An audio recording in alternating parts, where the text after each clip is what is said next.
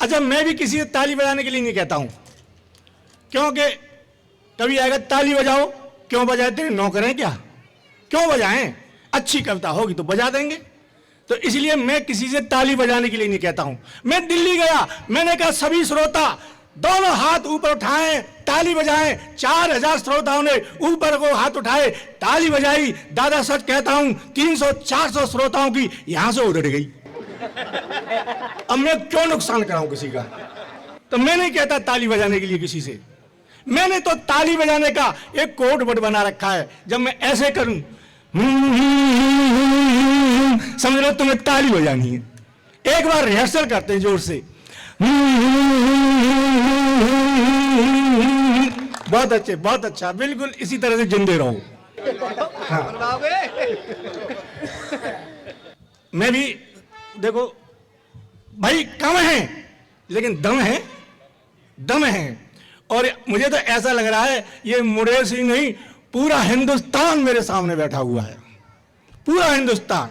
ये हिंदुस्तान की जनसंख्या, ये हिंदुस्तान का नक्शा, पीछे खड़े हुए कारगिल की पहाड़ियों जैसे लग रहे हैं। और ये ऐसे लंका,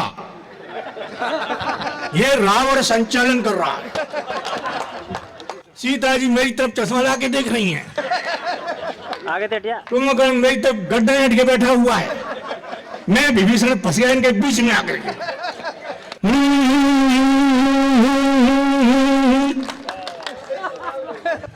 देखो मैं हास्य का कवि हूं, वास्तव में टेंशन नहीं देना चाहिए। ये टेंशन बहुत ही बुरी चीज होती है। आदमी को हंसते रहना चाहिए हर समय, चाहे सुख हो चाहे दुख हो। मैं सच कहता हूं, क्योंकि मैंने 2 लाइन लिखी थी कि सुख मिले संसार का या सब रस मिल जाए।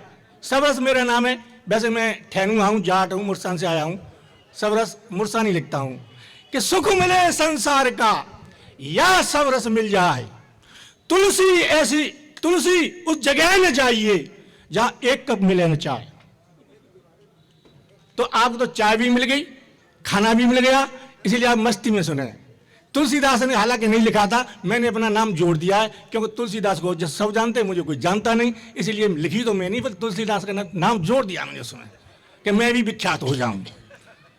नहीं जाना चाहिए ऐसी जगह। उस जगह कभी मत जाओ जहां तुम्हें कोई झेल नहीं सके। उस जगह मत जाओ।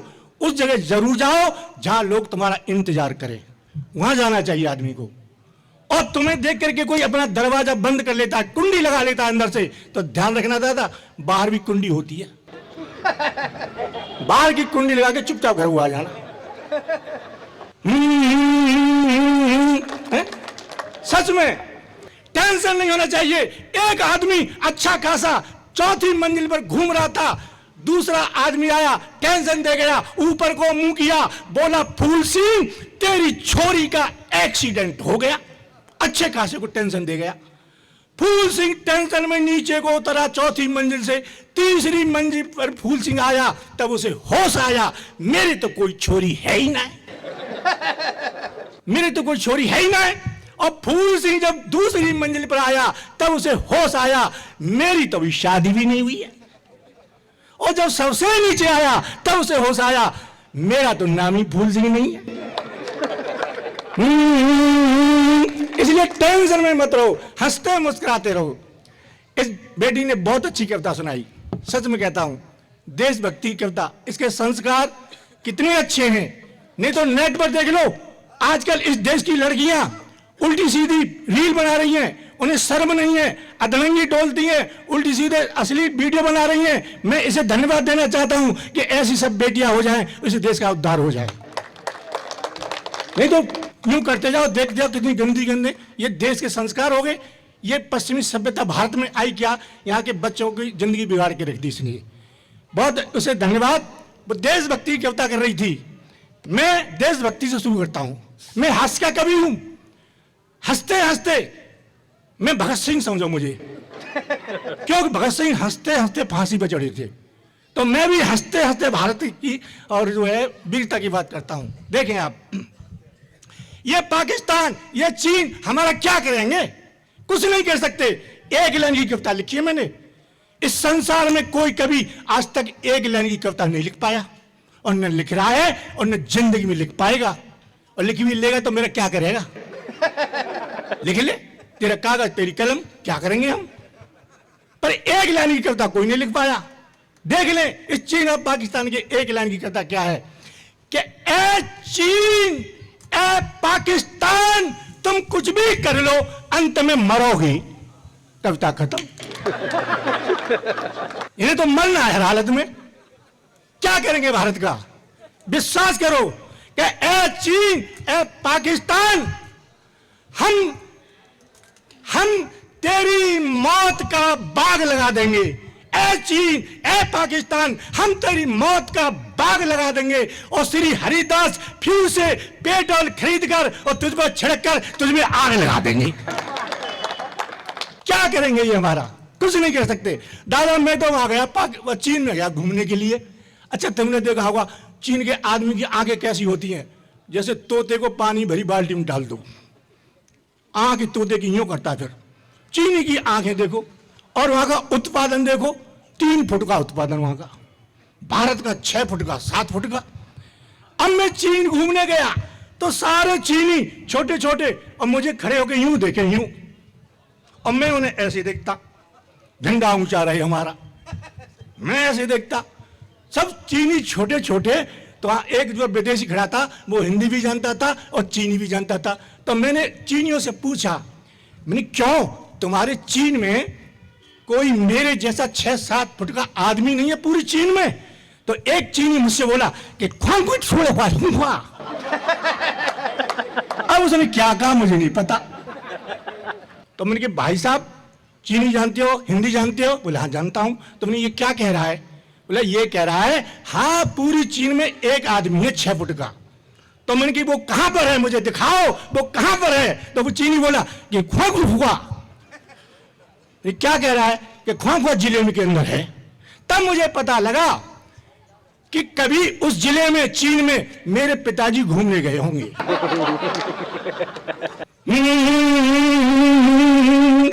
तब एक आदमी 6 फुट का पैदा हुआ वहां जाकर के, और मेरे पिताजी नहीं जाते तो 6 फुट का जिंदगी में कर नहीं सकते पैदा वो। सच कहता हूं।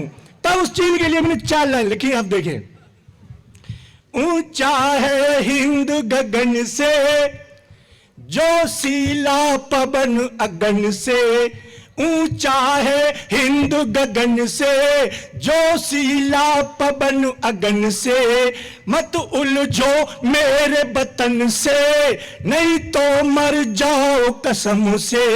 ये भारत तो विश्व पर भारी है, ये भारत तो विश्व पर भारी है, विश्व गुरु की तैयारी है ये भारत तो।